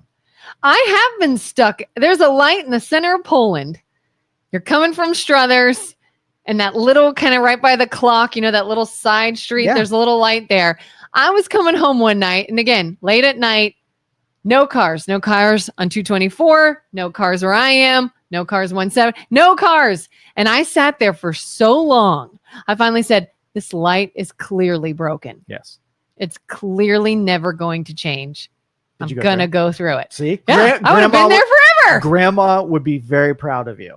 Did you love your grandma? Your little Mimi? She was good. Do you wish you had a voicemail message of her voice that you could hear again? No. Do you look at pictures of your grandmother ever? Never. But her wisdom sticks in my brain, and that's where it should be. and you reminisce. Yeah. The only difference between what you just did and what people like Julie and I do is we just have a hard copy picture. You pulled it up in your brain and you were like, my grandmother also Mima. lost her license because she drove onto the wrong way on a highway. So that was number one. You've done that. I didn't lose my license, but I did it. And she was also threatened to be kicked out of her retirement home because she kept pulling the fire alarm. So those are two. Why? I don't know. She wanted just to. Elderly, or she knew what she was doing. She was a chaos. She was probably bored out of her skull. This She pulled the fire a alarm. lot. They pull my family in. Oh, and we can't have people pulling the fire alarm, and it's there for emergencies, and we can't have her do that. And the guy walked out of the office, and we said, "Grandma, you know that that's causing a problem, and they're not happy about that." And she said, "I'm gonna do it again." She said that to us, and so we quote that in our family. The spirit of Grandma lives with us, and I'm gonna do it again. She never did do it, but she said she was going to, and that was the spirit that Grandma is in me. That's fun. See, you love your Mima. We never said Mima. I know, it's a Sheldon Cooper thing. He calls his grandma Mima, and you're Sheldon Cooper. Is there like dialect or different language that's used within the different classes of people, like Mima and whatever grandfather? I don't know how that starts. Or Poppy or whatever. Yeah, like I had a Nana and a Papa and a Grandma and a Grandpa. Yeah. And that's how you knew who you were talking about, which grandparent. Well, that's Papa, that's Grandpa, or that's Nana, that's Grandma. And you knew. I've heard like German people say, oh, what's the word? Oh, somebody tell me, what's a German word for grandmother? I don't use it, but au pair? I don't know. I thought that was like a nanny. A living nanny, au pair. I'm thinking of something though. There's another thing. But yeah, Papa. Yeah, but what the argument was that Mima. Like fancy rich people say grandmother and grandfather. And Oma. Thank you, Patricia. And Oma. they say it in a very British accent. So grandfather and grandmother. Grandfather. Okay, those are the rich fancy people. Yes. Then you have grandpa and grandma. That is middle class. And then Mima, Papa, whatever is low class. Or Nan. Like Nan? My aunt is my younger cousin's grandmother. Okay. And when growing up, they called her Nanny. And now that they're all adults, they shorten it to Nan. Hey, Nan. So like she just goes by Nan all the time, which is funny because she admitted to me one time she's hated Nanny. Hated being called that, but that's just what the grandkids said. And so it stuck.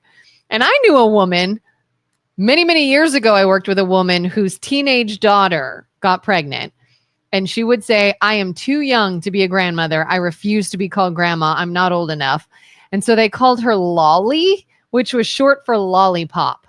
I'm like, what? Why? First of all, how does a toddler say lolly with an L? I can't even imagine. Wowie. Which is another reason I think a lot of grandparents will get their nickname based off of what the kid could say. Mm-hmm. Like when my son was born, my daughter was 1, and she was trying to say brother, but it came out as Gaga. And so Ethan was Gaga for years. Like, oh, go give this to Gaga. Where's Gaga? Like his nickname was Gaga because that's what Kira called him. And so I think a lot of grandparents are whatever Mimi, because a kid could say Mimi, that's just kind of how it. Yeah, I think you need to teach those kids how to talk, and don't buy. It's brother. Are you stupid? Learn to enunciate, God. Kid, and if you allow them to take the lazy way out, then their language is gonna be all messed up. Brother. Exactly. What is so hard about practice that? enunciation. Patricia says, my friend refused to be called grandma because she thought it made her sound old. She wanted to be called Mimi.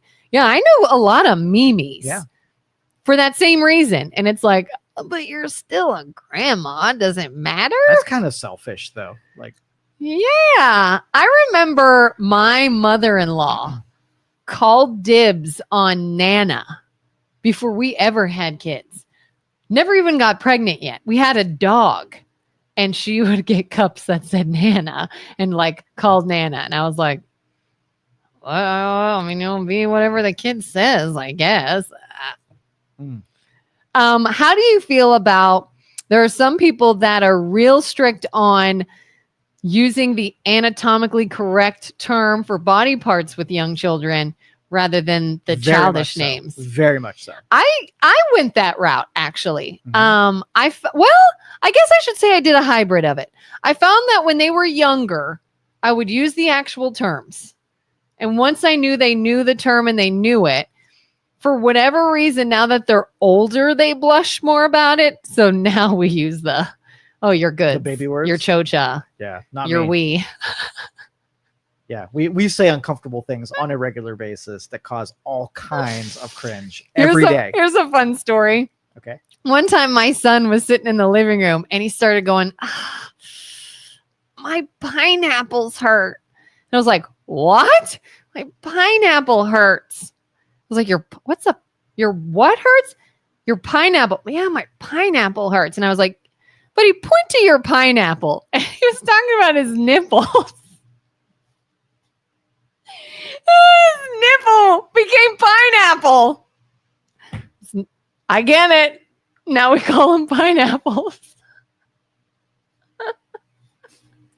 I don't have a quip. I don't have wit. You know, like there's nothing your son said Why are wrong, you and you're so like, red? I want to keep Why- it. No. Now when he was younger, he used to swap some like Anzo, like vinegar became Viganer. So there was Yeah, some- do you still call it that? no. Come on. No. I was so sad when my kids' No. cute little words, they corrected it to the correct word. I'm like, no, Starbucks was Starbucket. Mhm. Library instead of library. You don't. I'm like, it's a enforce- library. No, you don't. You're right. You correct. Library. You tell, No, it's a library it is not. because that was adorable. It was adorable, but still, it makes dumber kids if you tell them the sign wrong language. answer. No, don't do. Do you know what this. sign language is? No, I don't. Sign It's not language. even a word. Doesn't exist. Sign language. Nope. Yep. Does not exist. And so sad when they correct it. I'm I so want happy my that babies. maybe our species survives another decade. Listen, it's not like if they were becoming dumb and couldn't get it right, I'd be concerned. Right.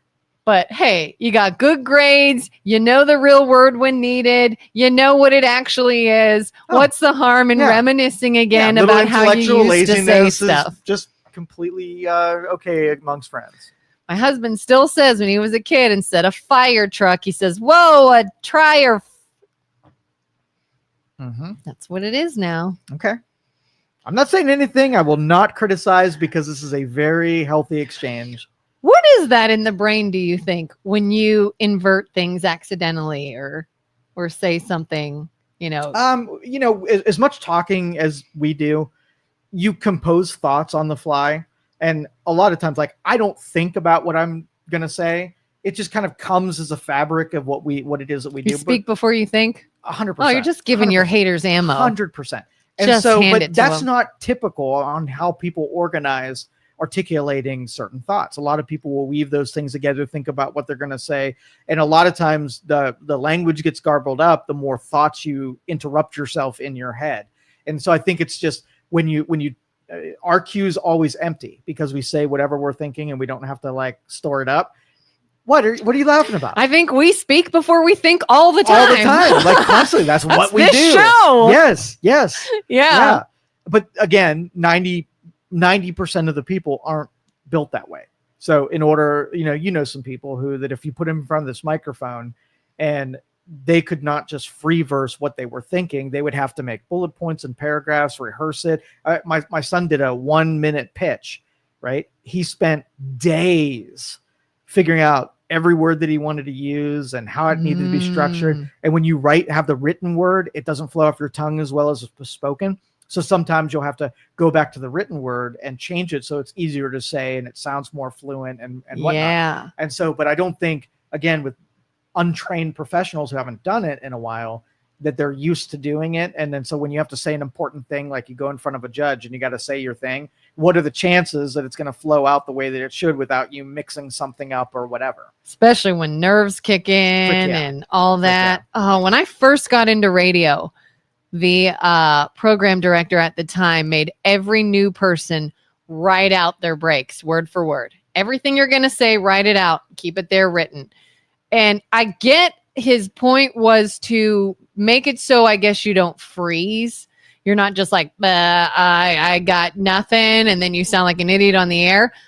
But I could always hear it and tell someone was reading. You read that. Right. Every time a big like XM station or somebody has like a celebrity guest host, you hear it in their voice. They're reading everything they say. That's right. Even though the language was written to sound conversational, it doesn't. Right. When I did my TED Talk, I rehearsed for 3 months on every word that I was going to say for an entire 10-minute speech. And what was not surprising, but what magnified that whole process was somebody that I did business with said, "Hey, I hear you're doing a TED Talk. What's it going to be about?" And I gave them a summary of it. And I was like, holy shit, what I just told them was better than what my talk was, because all I did was take the finer points, told them what they wanted to hear. Didn't take 10 minutes. It was more like a 5-minute summary of it. But I was like, if I could just go do that, I would want to listen to that. That sounds amazing. Yeah. But I bet the one that I read off was so structured and sounded more monotone than it would be, and my inflections were all rehearsed for inflections, and it just wasn't the same. That's not how people are used to hearing speech. Yeah, it's almost like instead of being a normal person communicating an idea, all you're doing is reading the script in your mind and trying to remember words. So then who knows how it sounds coming out, because you're not mentally there. You're not engaging with the audience trying to say something. You're back here, at least for me, in my brain, just trying to remember the piece of paper and what it says. Yeah, not going to do it. I ever. hate it's just that. Not my thing. Oh, Have you ever watched the show Adolescence? Mm-mm. Okay, so I believe it's Netflix is what it's on, and Justin had suggested that it's a cool, different type of series. Okay, so what they do is you watch a normal series and it's structured like a movie where you have different scenes and they cut away and go to other scenes and they do time gaps. Well, this one is a single take show. So it's a 40-minute show. And when they put the camera on, you travel with the characters and they never cut away. So when they go somewhere, I've seen those before. You have to go with them. And when I'm thinking about it, moves. Right. Yeah. Thinking about it, like you have to do it all in one take. So all of your lines, all of your interactions, everything that you do, you can't mess up. Or if you mess up, like they messed up in one of the episodes I was watching, the dude was supposed to come out and they had vandalism that was on the side of their van. And he was supposed to come out, take a bucket of paint and splash it and hide the vandalism. Now, it was an erratic scene where he was unreasonable and unhinged and angry. And when he hit, it barely touched any of the vandalism. And it was just more like on the front of it. So, but he didn't break stride. He just followed whatever. And you almost made excuses for him, right? Because in part of your brain, you knew he messed up and he didn't even hit the vandalism. But then the other part's like, well, it was just a real scene where an upset guy missed hitting the vandalism. And that's even more real than if it would have perfectly hit all of the letters and the captions of what was vandalized. There are 2 instances of that I've seen recently. One was really cool. Do you know that Justin Timberlake song? What's it called? Say Something? Justin Timberlake and I would know his name any other moment but this one. Bearded singer, scruffy voice, wears a hat. Justin Timberlake and so, they have a music video that is one take. They never cut away. And so it's very impressive. They talk about what goes into shooting a music video. They were performing live, singing in this place while walking, while doing things. And the entire song, this video was shot in one take. And then they all cheer at the end because it was so hard to do. So that was cool. But the show, The Chosen, I keep saying you got to watch The Chosen. There was one episode where all of his followers are standing in a circle discussing something, and they do it in one take. And it made me dizzy because it's this person says something, and then that person over there says something, but you can't cut away. You just do this, and then somebody else says something, and the camera goes, and I'm like, please just cut it. Please just cut. It's dizzying. But my first thought was every single one of those actors had to know their lines. There couldn't be, you say it, you screwed up, so let's wait and just shoot it from you again. It better be like, don't mess But this up. You know, when there is dialogue that you have to read, that is incredibly hard to get it right. Yeah. So to have an entire 45-minute movie where everybody nails their lines, their actions, their interactions, and the cameraman follows along and hits everybody the way they should. That is so impressive to me that that's even possible. Yes. I've been interested in acting for a long time, but I've done very, very little. And I think what has held me back from pursuing any of it is my fear that I can't remember a lot of lines.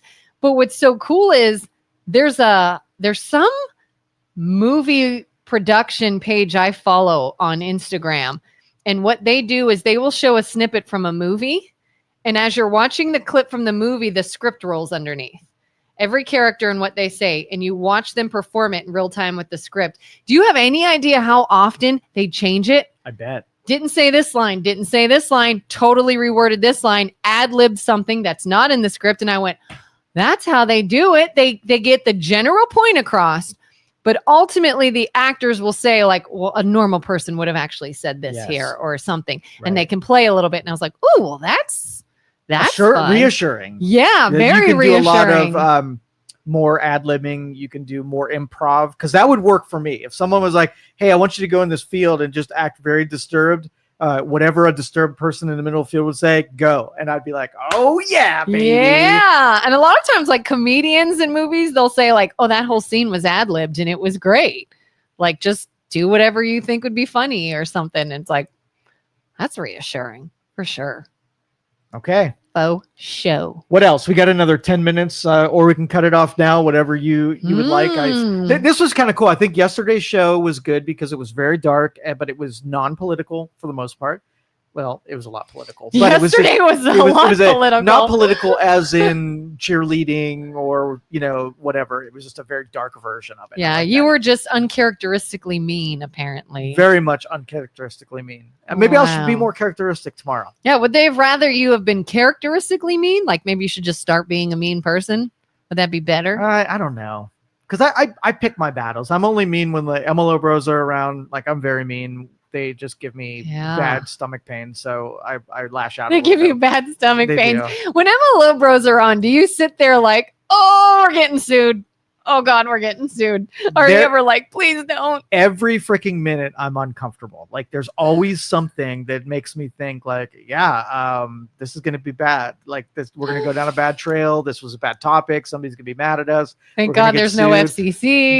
There really isn't a moment where I'm like, oh, this was happy trails. Hey, this went well. There's never a moment it goes well. No, is that it? It is me uncomfortable for 2 hours. So what are you going to do? I'm not here on Monday. What are you going to do Monday? I have a couple of people I've been wanting to interview, and I'll probably bring them in. And then everybody that listens to this show will say, that was okay, but it's not Kelin. It's not Kelin.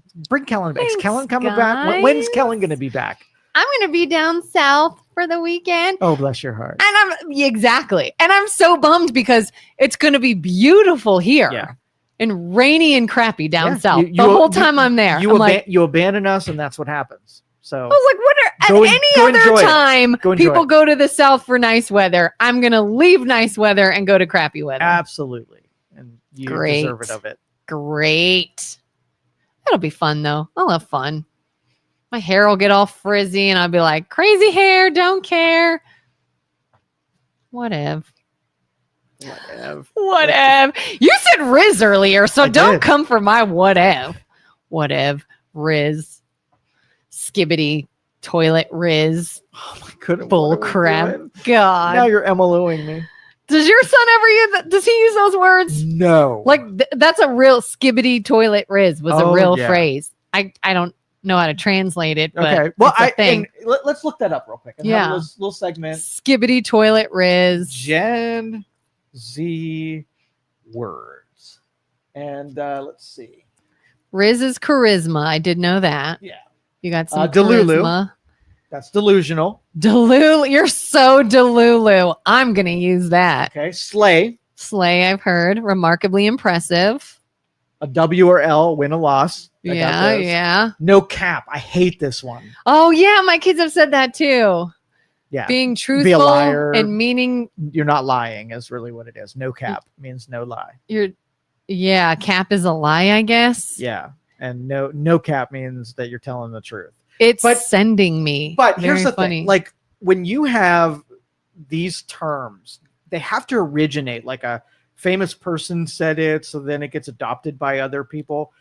But when I have a word that already exists that means exactly what you need it to, Yeah. you don't need to layer on a new thing that means it. Like if I have to translate that no cap means truth has less letters. Yeah. So if it's in a world where you have to type letters and less letters equals faster messaging, then no cap and truth, there isn't a faster, more efficient translation. And we already have slang words like you've got game, could be you've got Riz. We already got one for that. I just thought of one. Oh God, what was it? Shit, I just had it. What was the one I wanted to put? Oh, I hate when they change the meaning of the same term. Like when we were younger, to say you ate it, you probably like biffed, you fell, you hurt yourself. It was bad. Oh, I ate it. Like something bad happened. It didn't go the way you planned. Now, if you ate, that's a good thing. Like, girl, slay, you ate. You ate that, meaning you did so well. And I'm like, no. Make up your own words if you want, but don't change the meaning of phrases and words that already have an opposite meaning. That is my complaint. Yeah. Exactly. If you ate it, I'm going to think you fell off your skateboard. If you invent a word that there was not a better word already in the dictionary, then I'm cool with that. Right. But if there's already a better one, just use that one. You don't have to invent a new one. The English language is already complicated enough to add these different things, right? That only one generation knows what they mean and how to use them appropriately. Yeah. We don't need that segmentation. I still want to know where we got for crying out loud. What is that for? I don't know. For crying out loud. That's greatest generation That's just terminology. The funniest term to think of. And I'm like, where did that even start? I don't know. So it's sending me is to be funny. Sus, suspicious. To serve, to look good.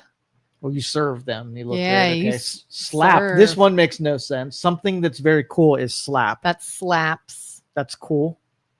Again, that sounds like it would be bad. Your performance slaps this year, so I gave you a bigger bonus. If you ever use the word slaps in a professional setting, you'll be fired. You're not getting a bonus.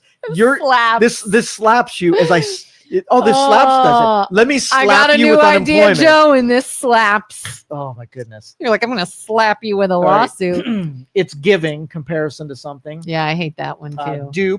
Duplicate. Mentee B. A mental breakdown. Mentee B. I'm having such a mentee B right now. Side eye. I get that one. That's a good one. Yeah. The brain isn't braining. This is a Kelin right now. My brain isn't braining. This is a Kelin.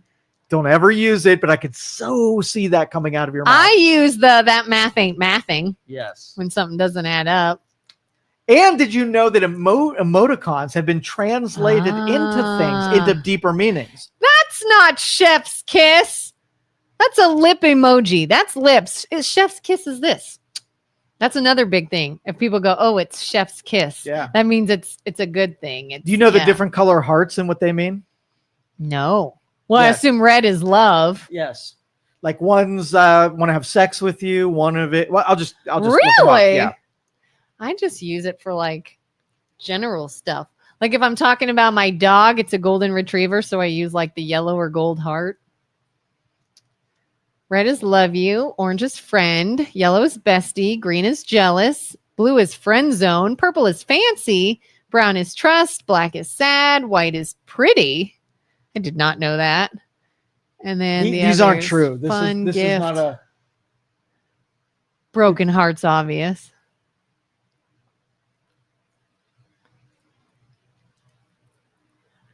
Now, if you were to ever watch Big Bang Theory, you would see the episode where Amy Farrah Fowler explains that the now common heart shape that we see that we put on Valentine's was actually designed to look like a woman bending over.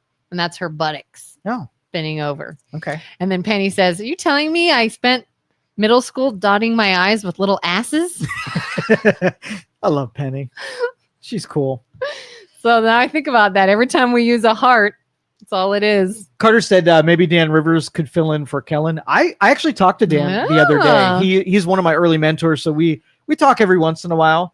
And he gave me good advice about the digital media side, the podcasting side. And I asked him, I said, hey, this is an open invitation. Anytime you want to come down, I'll even kick Kelin off the show for that day if he really wants to do it. But yeah, he hasn't taken me up on that offer. But Carter says I will be missed. Absolutely. Thank you. I'll miss you too, Carter. Yeah. So I like you when you're here, for sure. You're like, if I have no one else. Yeah. I don't have anyone better to talk to. We'll have Kelin. You get to play in a softball game that is being billed as a celebrity softball game. Do you consider yourself a celebrity? I will on that day. No. That day you will be a celebrity? No, I found it funny, but I get it. Like, when I was many years ago, the radio station I worked for, we would go to like little events and things like that. And I remember it was like the only time, but they would call it celebrity events if a radio DJ was there. And I always found it to be so funny. But I remember being a kid and looking up to radio DJs, and I was at some fair, carnival, something. And this little girl had no idea who I was. But when somebody said, oh, she's on the radio and oh, I'm Kelin and I'm on this station, this girl like hyperventilated. I mean, she had to have been maybe 6. And she's like, you're on the radio. And I was like, I promise you it's not that big of a deal. And then the funnier thing is, if I'm out and I just meet someone and we're chatting and they say, what do you do? And I say, oh, I work for this radio station. They're like, what do you mean what do you do? What do you mean you work for the radio station? I said, oh, I'm on air. I do their middays or something. And they're like, you're on the radio? And I'm like, I feel like I should be offended. Why is that so hard to believe? And then they're like, well, say something in your radio voice. I was like, I have one voice. I don't have a different voice. And they're just like, no, you don't. No, you don't. And I was like, again, I feel offended. Like, why is that hard to? Well, like, number one, people don't live around here who are on the radio. No, listen. They don't put pretty people on the radio. That's number one. So when they see you and they say, oh, she's so pretty, you're on the radio. They put grotesque people in front of a microphone. They put pretty people on TV. Don't always look so like that's why this on the they radio. were caught off guard.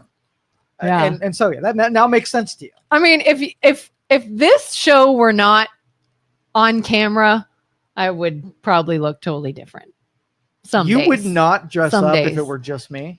I would probably talk about the underhanded. You're not important brought me enough. Down a peg or two. Not important, huh? But you know who you should have on Monday? Who? Julie. Oh, dude! If I could get both Julie and Carter, Julie, open invitation. If you want to join me and do what we do in person, you are welcome. Carter, same invitation goes out to you. I think Carter and I would be kind of boring because it would just be he and I, high-fiving each other. Yeah. And so that you would need a be little as opposition. I need someone to argue back and get passionate. Yeah. And get over the top. Do you know what celebrity means, by the way? The origin, the root word? No. I study etymology. So celebrity, cella, is to not have sex, celibacy. And then Britty is a UK or British person. So it's a British person that doesn't have sex means celebrity. So when you're claiming to be celebrity, you're acknowledging that you're a sexless Brit. But you didn't know that. All right, I get it. It applies. Yeah. I totally see it. Yeah. That is total horseshit. I made all of that up. I don't want you going off the I'm going to say that's what I am. In a wine party, Brit. like, I want to share something with you while I eat my crumpets. Sexless Brit. And I'm a celebrity. And I'd be like, fun fact. But I don't want you calling that in a smart moment at all. So, and then I would look dumb. Carter says, guaranteed celebrities in Youngstown and one for sure in Kentucky. Is he in Kentucky? I think so. Are you in Kentucky, Carter? Is that what you mean?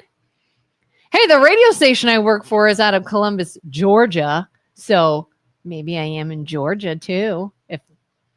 If we are. Mm-hmm. I mean, this is on YouTube. Maybe we are all over the world. Best test next week. I'm going to set you out on the sidewalk out here. And I'm going to put you in front of a table with some Sharpie markers and some headshots. And it's going to say autograph signing 1 to 4. right? And based on how many people ask for the autograph is how your celebrity status will be. C-list, B-list, A-list. No one knows who I am. Nobody. I did. What was funny is many years ago, we had a family friend who was a photographer out of Pennsylvania. And he's like, hey, I need somebody to be my model for this ad. I'm working for a company and they do post-up stands, like those visual aids that contract and then you can pull them up. You know what I'm talking about? He's like, it's a company that sells those. I need somebody to kind of model in this ad for their little local advertisement. I was like, okay, cool. Yeah, I'll do it. And went and bought a suit and they put it on me. And I got like $400, I think, to do some of their little local ads. A couple years later, I'm on a plane to Mexico and I open up Sky Mall magazine and there I am. For years, I was in Sky Mall magazine. And it was so funny because I'd start to talk to strangers on a plane. And after talking for a while and getting to know each other, I'd say, you want to see something kind of funny? And they're like, yeah. I was like, look on page whatever in your Sky Mall. And they'd go, oh my God. And I would say, I'm an international model. I figured you'd open it. I figured you'd open it and linger on that page, hoping that someone would say, oh, that's you. I was like, oh, I'm so cool. No. All right, we're getting out of here. Have fun on your weekend. We'll see you next week. See ya. And hopefully we'll see you tomorrow. Thank you for listening to this show on Youngstown Studio. This is original Youngstown content. Feel free to share our videos and tell your friends about us. Don't forget to subscribe to our YouTube channel and follow us